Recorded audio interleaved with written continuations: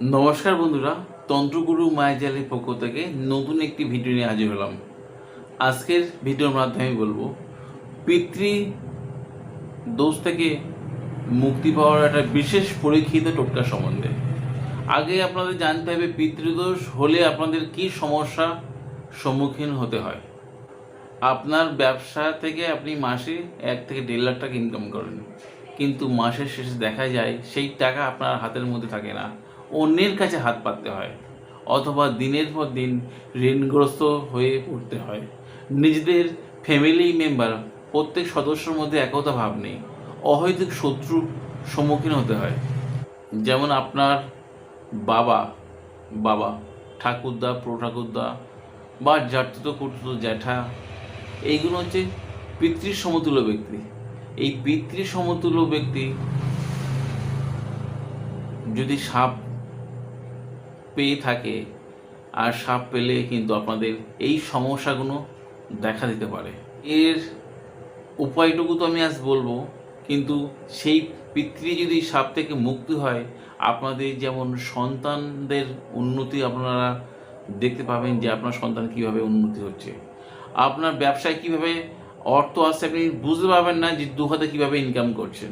যদি আপনি সুন্দর জায়গায় চাকরি করেন, তাহলে সম্মান আপনার কীভাবে বৃদ্ধি হবে আপনি নিজে বুঝতে পারবেন।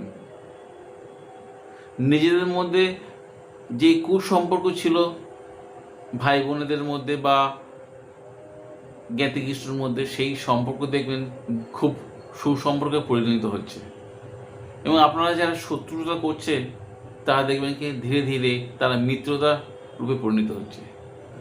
তাই আপনার যদি পিতৃদোষ থাকে বা নাই থাকে, আপনারা যদি এই প্রয়োগ কন্টিনিউ করেন, আপনারা দেখবেন দৈব আশীর্বাদ প্রাপ্ত হবে এবং আপনাদের সুখ স্বাচ্ছন্দ্যে ভরে উঠবে এবং আপনার মনে ইচ্ছা পূর্ণ হবে।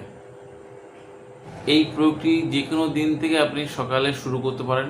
সেটা হচ্ছে কি, আপনারা যে গমের আটার রুটি বানান, সেটা 3টে রুটি বানাতে হবে। একটা রুটি গোমাতাকে দিতে হবে, একটা রুটি কুকুরকে দিতে হবে, আর একটা রুটি যে কোনো পাখির উদ্দেশ্যে করে ঘরের ছাদে দিতে পারেন। দেখবেন সেই পিতৃদোষ থেকে যেমন মুক্তি পাবেন, তেমনি দৈব আশীর্বাদ আপনার পেছনে কিভাবে লেগে যাবে আপনি নিজেরাও বুঝতে পারবেন না। আপনার মনের ইচ্ছা কিভাবে পূরণ হবে আপনারা নিজেরাই বুঝতে পারবেন না। আকস্মিক কিভাবে সব জিনিসগুলো হয়ে যাচ্ছে আপনারা নিজেরাই কল্পনা করতে পারবেন না। বিশ্বাস ভক্তি রেখে এই টোটকাটি আপনারা করুন আর আমাকে জানাবেন।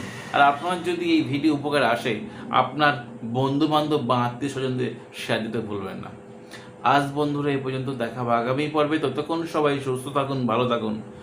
জয় মা তারা, জয় মা কামাখ্যা, জয় বামদেব। নমস্কার বন্ধু।